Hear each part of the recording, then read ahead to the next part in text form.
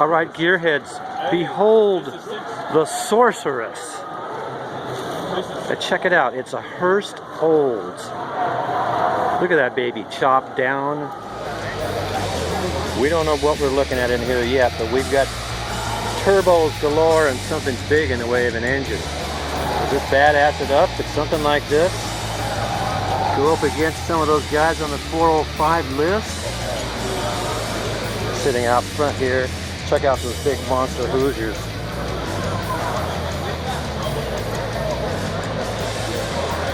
Yeah, so is this good enough to share with y'all? We hope you like it. Because we're looking for stuff that's new and different. It's got the street plate right on it. Alright, gearhead, you let us know what you think. Alright guys, we teased it with this car a little bit earlier in the first vid. So now we've got the guys here to tell us what's going on here. I guess this is a new car. You got your builder stand right there. What do you got? My name's Tschiggfrie. Right on. And you are going to drive this thing and do some racing, I take it? Well, we built it to drive it on the street, to be unique, not utilizing any racing fuel. Matter of fact, we took it one step further. We wanted to build a flex fuel vehicle utilizing the latest technology that Motec offers today, and that's essentially what you're seeing behind me. Yeah, you telling me, are you going to run E85 in this? Or a blend of gas or both, yes. Uh-huh. And I was looking at that motor, and boy, I saw the valve covers, and I'm thinking, Olds, I don't know what to say. Yeah, well, it's a unique motor. Sometimes you'll find lately here that the V8 has been being stretched out, which improves a lot of the valve train angle and the air intake.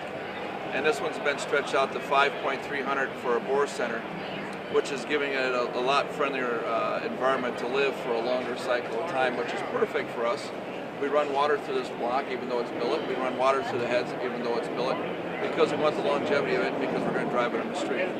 Okay, so I understand you have water jackets in this. It's a billet block, and yeah, it takes a lot of program. Yes, full radiator. Yep, it's a licensed vehicle. It's insured to be on the street. Has plates on it. Has a lot of creature comforts that we're accustomed to today. Power windows, stereo system, the backup camera, things like that. Wow. Okay, what kind of transmission are you running in this? To make it street friendly, you don't want to utilize a clutch anymore with the technology of a torque converter or hydromatic. So we utilize a Bruno torque converter drive on this. Well, I was born with a scepter in my hand. We went one step further. We used some electronic solenoids, and we made it the capability of locking up and unlocking. What that means is we can allow the torque converter transmission to slip like a hydromatic, but we can lock it up at any point in time we want through the computer to be like a solid locked-in motor, like a clutch would do or offer, so the drive lane does not slip any longer.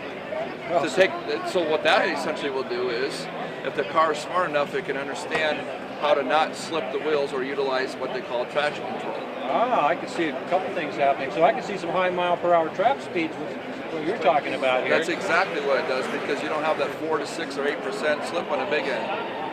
Right on. Yeah, that's wild. So what are you guys going to do with this now? Well, she's fresh. She's only been in public for 2 days now here at SEMA. And 2 days, we only have an hour on the motor, enough just to get it started, and it goes forward and backwards, which tells us now we're ready for the dyno. We want to get it tuned.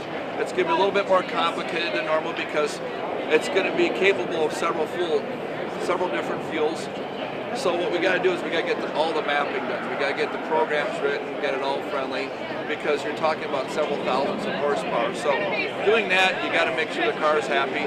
The next step would probably to try to break a 300-mile-an-hour barrier with an actual street car, meaning that it's not running on top speed, it's not running on racing fuel, it's not utilizing any of that. It's actually a street licensed vehicle on street gas going 300 plus miles an hour. That's our dream. Okay, now going back, did I get this straight? You said something about thousands of horsepower? Yes, we don't know.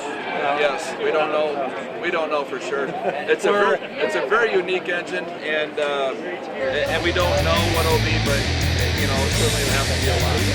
Man, that's crazy. You know, it sounds like you could If you want to be, you probably go out there and beat up on some GPS Oklahoma. No.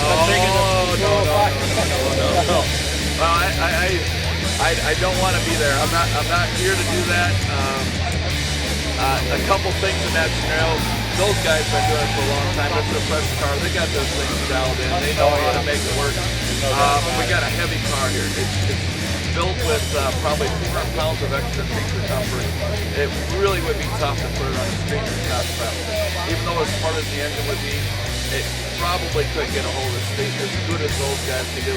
And also with that said, you know, it's truly in our mind, when you can't stop at the local gas station to get your gas, it's probably a racing fuel or a racing product like methanol. And we kind of classify that as more of a race car.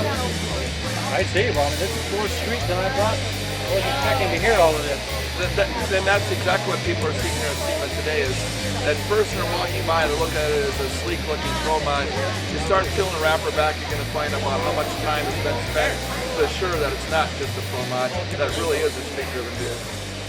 Sorceress. The builder's right back here. 300 miles per Don? hour, y'all. Let him see ya. Okay. Get you in the end here.